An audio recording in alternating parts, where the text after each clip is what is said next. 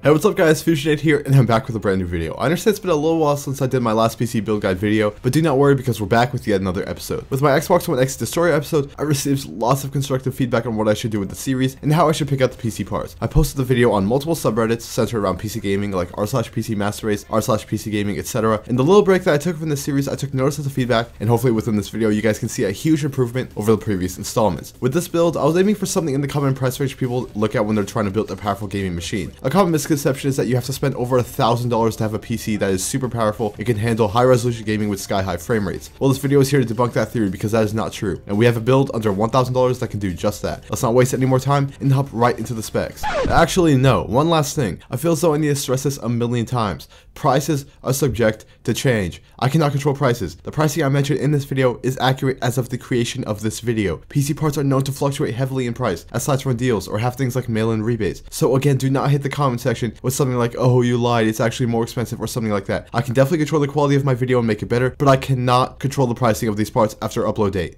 Now that we've got that out of the way, let's talk specs. For the CPU, we're going with the Intel Core i5-7500 3.4 GHz quad-core processor. In my first two episodes of this series, I featured relatively old CPUs, and that was a common complaint within the feedback I received. This i5 processor, however, is part of Intel's latest Kaby Lake family. A rule of thumb in the building of an extremely powerful PC has always been to go Intel. In recent years, AMD has been trying to change things with the release of its Ryzen line CPUs, but honestly, it's hard to match a good old i5 or i7. Since this is just a gaming-oriented build, the i5-7500 will do just fine, and it's priced at a really good $160. The motherboard we're going with is the MSI B250M Mortar Micro ATX motherboard. This motherboard is valued extremely well and is rated rather high on PC Part Picker. At only $85, you are getting a motherboard that comes packed with the standard 4 RAM slots, very good heatsink cooling, and a rather cool design. It can also fit in any sort of case for the most part thanks to its smaller form factor. The only crap anyone can really have with this board is its lack of good Crossfire or SLI support. But spoiler alert, you will not be in desperate need of SLI with the graphics card we'll be using in this build. Moving on to the memory, we have a Patriot Viper Elite 8GB stick. The speed is a little below average, sitting at DDR4 2133 MHz, but the cache latency is extremely good at 14. You're also getting the 8GB in one stick, which allows lots of room for future-proofing this build in terms of memory upgradability. 8GB is all you need for gaming and all you'll probably ever need, so you do not need to worry about any more memory. If you like to video edit or do graphics design, 12GB or more is recommended, but even then 8GB is not bad. I render, edit, design, etc. with only 8GB of memory, so it's definitely doable. Priced at a little more than $70,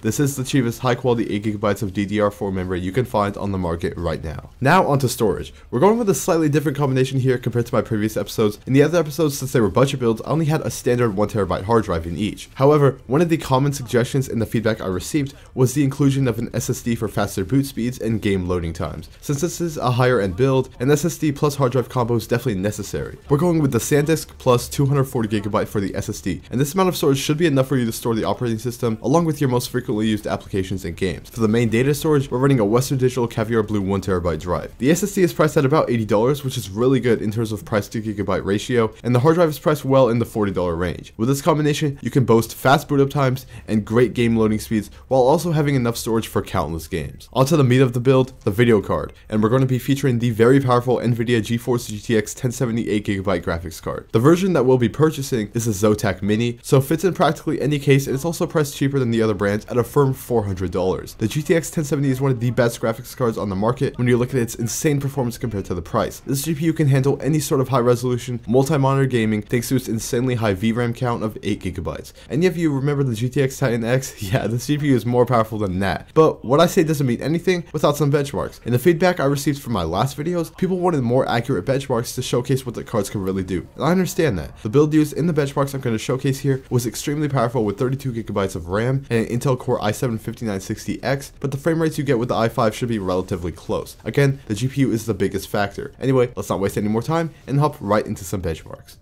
Hey, I was doing just fine before I met you. I drink too much and that's an issue, but I'm okay.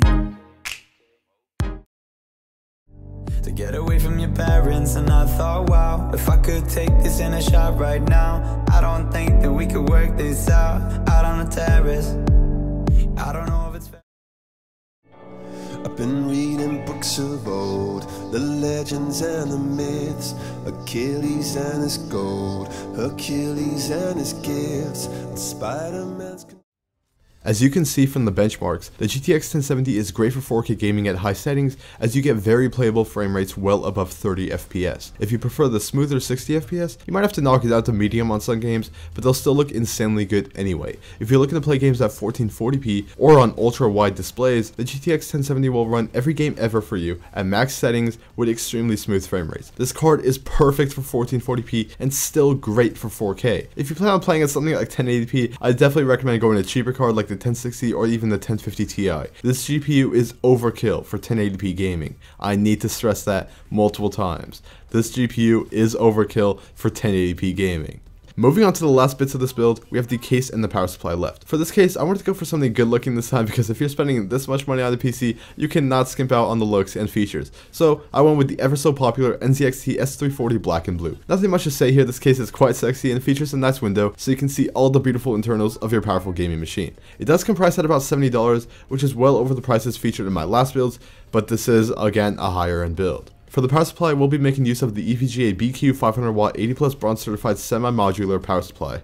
Wow, that name was a mouthful. This power supply is 80+ bronze certified, so it's extremely reliable, and this build only takes about 310 watts, so you get lots of overhead with this selection. Also, for the first time in this season of the PC Build Guide series, power supply is semi-modular. This means aside from the main motherboard and CPU power, you can select which power cables you want to use, so there aren't any unused cables left hanging inside your build. This helps tons with cable management and making your PC's internals look clean and organized. And that just about does it for the third episode of my PC Build Guide series. I took heed of the feedback I received in my past videos and enhanced the overall production value of this series. It doesn't stop here. I plan on taking more and more feedback and making this series look even better as season 2 goes on. Just keep dropping comments below as always, and drop a like to show some love for the work I put into this video. Feel free to subscribe if you love the content, and I'll catch you guys on another episode.